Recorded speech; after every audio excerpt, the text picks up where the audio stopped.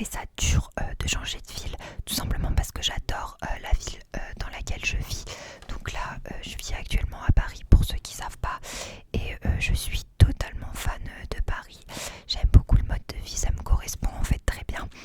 C'est vrai que c'est assez particulier, très différent de là où j'habitais avant, puisque j'habitais vraiment dans la campagne, campagne. Voilà, mais j'adore le fait qu'on puisse se déplacer partout, tout le temps, qu'on puisse faire plein d'activités culturelles, et que vraiment une simple promenade, c'est juste trop cool. Je me promène parfois pendant des heures dans Paris avec ma musique et j'adore ça. Ou vous posez voilà, dans un café, lire un livre ou sur une petite place, et c'est super agréable. Donc moi j'adore, c'est très dynamique, il y a toujours de nouvelles choses à découvrir. Donc j'adore cette ville. Donc pour le fait de changer de ville, non, c'est justement, ça a vraiment justement été très bénéfique pour moi. Après, sur le fait de vivre seule, ça a été plus compliqué, et c'est quelque chose que j'ai appris avec le temps, tout simplement, parce que au début c'était difficile pour moi d'être seule, puisque j'ai toujours vécu avec mes parents, même si j'ai toujours vécu comme une enfant seule. Le fait de vivre vraiment sans mes parents, donc là, là actuellement je suis en coloc, donc du coup bah ça va, je croise des gens même si je les croise pas souvent. Même de toute manière j'ai réellement appris à vivre seule,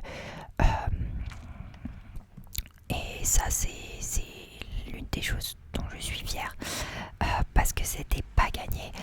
Au début j'habitais dans un appartement seul, du coup j'avais 19 mètres carrés, donc en vrai j'étais pas à plaindre.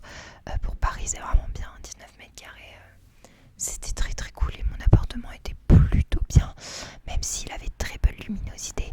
Donc du coup c'était un peu déprimant parce que c'était tout le temps sombre. En plus c'était sur cours, mais l'avantage c'est qu'il n'y avait pas de bruit. Voilà, là je suis sur rue, sur un carrefour. J'ai deux grandes fenêtres, donc c'est très lumineux, mais il y a du bruit tout le temps. Voilà, en plus j'ai pas de double vitrage, donc bon, pour dormir ça me dérange pas parce que je m'y suis habituée, mais c'est vrai que pour tourner des vidéos ASMR c'est plus compliqué. Mais voilà, et c'est vrai que quand j'étais pas à la prépa, du coup la semaine, le week-end j'étais seule chez moi, et j'avais énormément de mal à rester seule chez moi. Même quand j'étais à la prépa, je restais jusqu'au plus tard possible, parce que c'était difficile pour moi de me retrouver seule avec moi-même. Vous voyez, je tournais en rond, je ne savais pas vraiment quoi faire, j'étais incapable de travailler chez moi, donc du coup je ne bossais pas. Donc en fait j'avais aucun moyen de m'occuper l'esprit, et j'avais juste l'impression d'être un poisson rouge dans un bocal qui tournait constamment en rond, et ça me faisait déprimer, puisque je cogitais, voilà.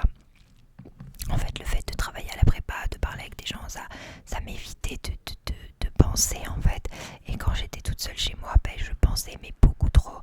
Et ouais, je le vivais pas très bien. Et de ce fait, enfin de plus plutôt, j'avais un équilibre de vie assez délétère. Je suis honnête, hein.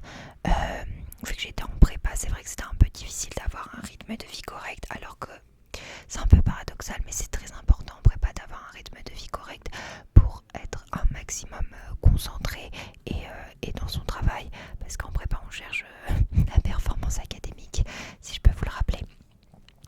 Et là-bas j'avais rien pour. C'était vraiment une manière de gérer les choses qui n'était pas forcément mature, parce que voilà, j'avais pas vraiment d'horaire. Parfois il m'arrivait de pas manger, parfois il m'arrivait de manger à des heures pas possibles. Enfin bon, c'était un peu compliqué, et pareil, je me réveillais parfois tard. Enfin, j'avais pas vraiment un rythme de sommeil qui était optimal. Donc c'est vrai que voilà, il n'y avait pas mes parents pour me dire de manger, il n'y avait pas mes parents pour me dire d'aller me coucher, pour me dire de me lever. Donc c'est vrai que c'était un peu la zizanie au début. Puis petit à petit, j'ai appris à vivre seule, voilà, à lire tranquille chez moi, seule, sans avoir besoin de sortir, de voir des gens, de faire des choses que j'apprécie, mais seule, aller au cinéma seule, voilà, rester chez moi et lire un livre seule, tranquille dans mon lit, bosser seule chez moi. Et c'est des choses que je ne savais pas avant et qui vraiment était impossible pour moi. Genre j'étais seule chez moi, j'étais incapable de travailler ou de me poser, lire un livre. Enfin, c'était pas possible. Alors que vraiment maintenant j'apprécie être seule, j'apprécie vivre seule parce que je peux avoir mes propres horaires et bien sûr j'ai mûri, donc maintenant j'ai des horaires tout à fait raisonnables. Donc, donc voilà, maintenant c'est quelque chose que j'aime bien et j'aime bien rester des week-ends seule à Paris sans sortir, et même c'est ce que je fais maintenant la plupart du temps et ça me convient très bien parce que voilà, j'ai plein d'occupations en fait à faire seule. Donc voilà, il y a plein de choses qui sont intéressantes. Euh, Quels sont tes projets pour 2024? Alors, j'ai pas mal de projets pour l'année scolaire 2023-2024, donc je vais vous en faire part puisque on est en plein dedans. Donc j'avais pour volonté de faire un peu des choses à côté des cours vu que j'avais un peu plus de temps. Donc je voulais m'engager soit par le bénévolat, soit en politique. Et c'est vrai que plus ça va, moins j'apprécie la politique et moins cela m'intéresse.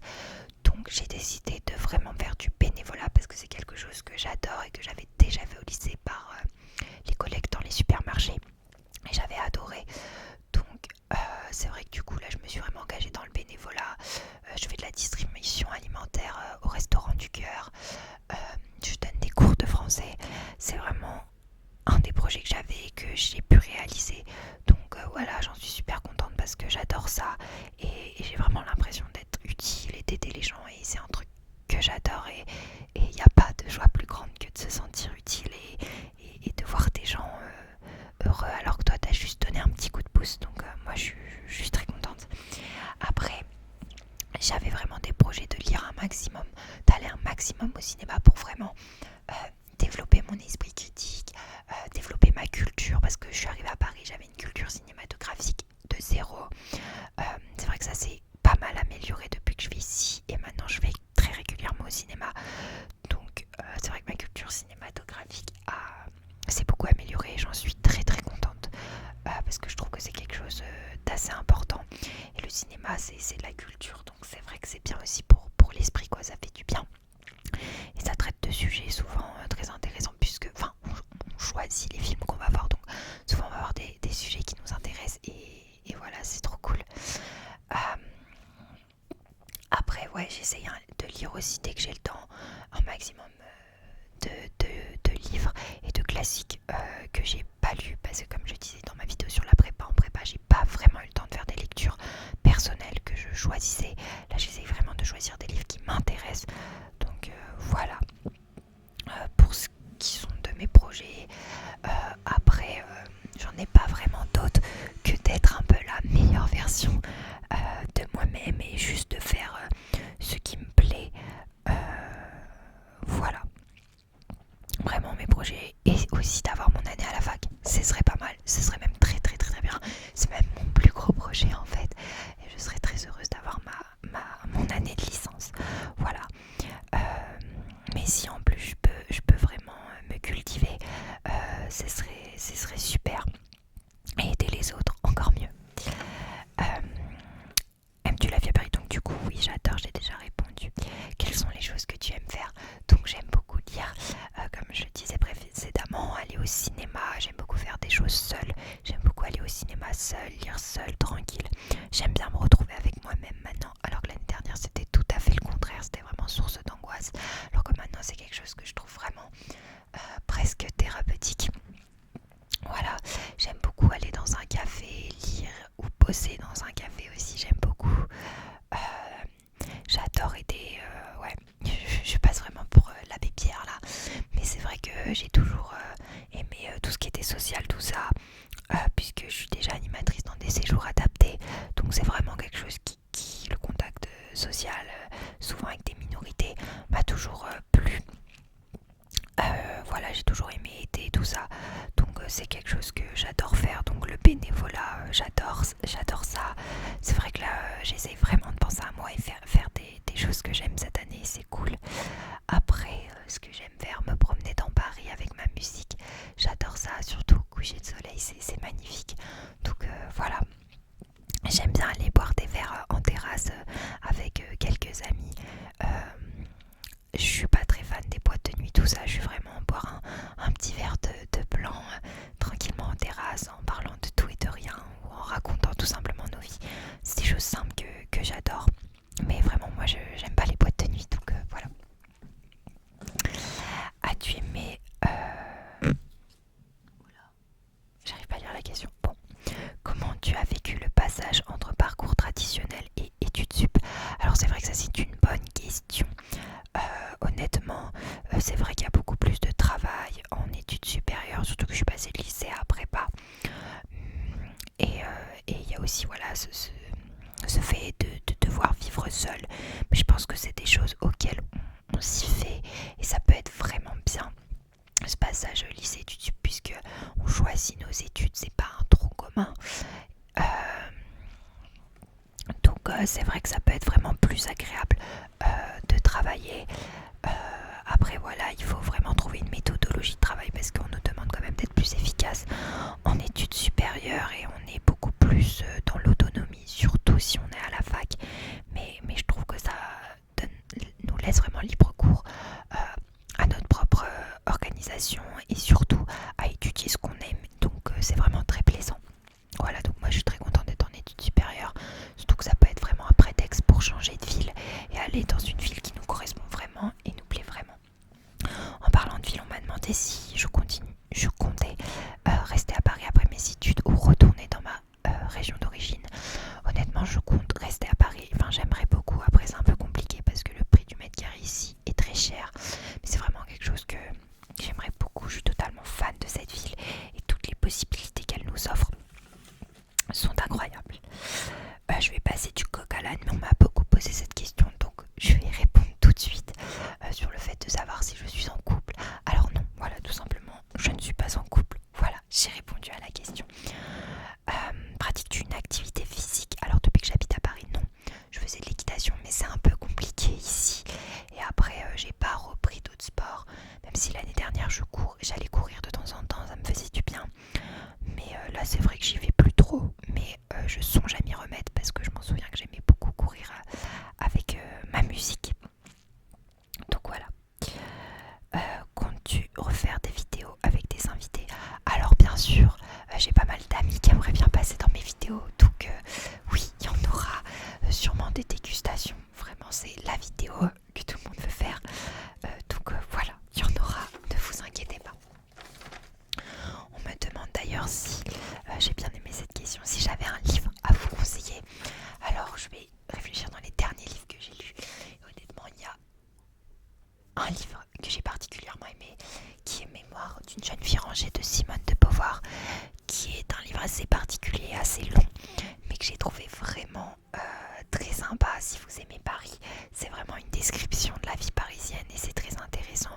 Et on suit également l'évolution de la pensée de Simone de Beauvoir et je trouve ça très intéressant et je trouve que ces relations qu'elle a avec ses amis sont vraiment inspirantes. Voilà, ça parle pas mal de lettres, de philosophie, de Paris. Moi j'aime beaucoup cette ambiance un peu l'étudiante, vous voyez, avec Sophie Marceau, je sais pas si vous connaissez le film, mais j'ai retrouvé un peu cette vibes. Ça parle de Sartre aussi. Voilà, donc c'est un peu un des derniers livres que j'ai lu, que j'ai bien aimé. Voilà. Ensuite, quel ASMR artiste as-tu regardé en premier? Donc là c'est un peu des questions ASMR. C'est Rikita ASMR je crois et Sirène Bio ASMR. Voilà, Sirène Bio ASMR je crois. Ah si, et Made in France ASMR, c'est les trois que j'ai regardé en premier. Rikita ASMR, Made in France ASMR et Sirène Bio ASMR. Voilà. Ah oui, on me demande aussi qu'est-ce que je fais comme étude et qu'est-ce que je veux faire plus tard. Alors je suis en licence de sciences sociales, parcours sciences économiques et politiques et plus tard j'aimerais bien faire urbaniste mais dans des zones un peu sensibles du style les banlieues sud, je ne sais pas si vous voyez, ou vraiment les arrondissements de Paris un peu plus compliqués à aménager, notamment dans les grands ensembles. J'ai toujours été passionnée par l'histoire et l'architecture des grands ensembles et c'est vrai que l'urbanisme relie cette notion d'aménagement et du coup un peu d'aide à la population mais aussi un peu l'architecture qui est un thème que j'aime beaucoup. Donc voilà, parce que vraiment l'urbanisme c'est l'aménagement du territoire et l'adaptation des aires urbaines aux populations. Donc ça mélange vraiment sociologie, donc un peu, excusez-moi, un peu le social, mais aussi un peu l'architecture et la dimension économique. Bon, ça veut pas tenir, tant pis. Et la dimension économique. Donc moi, c'est vraiment quelque chose qui m'intéresse beaucoup. On me demande aussi, bon c'est un peu le bazar, quel serait mon meilleur cadeau de ma wishlist 2023. Alors là, j'ai trouvé ça marrant comme question. Ça me stresse vraiment, mon téléphone qui tient pas. Le best cadeau de ma wishlist. En vrai, j'en ai aucune idée. J'aimerais bien un nouvel aspirateur. Parce qu'en fait, l'aspirateur qu'on a dans ma coloc, il est énorme et il fait du bruit. Et il est trop pénible. Du coup, j'aimerais trop un Dyson. Du coup, je dirais un Dyson. Ça se voit que je suis genre, j'ai envie d'un aspirateur. C'est très bizarre. Qui a envie d'un aspirateur dans sa vie? Mais bon, c'est un cadeau pratique. Voilà. Et si j'aimerais trop, en gros j'avais un gros appareil photo réflexe, je me servais de caméra et ça faisait des super vidéos, mais je l'ai perdu, du coup j'aimerais bien en avoir un nouveau. Voilà, c'est un peu dans mes projets 2024, si vous voulez. Ah oui, question aussi intéressante, et je pense que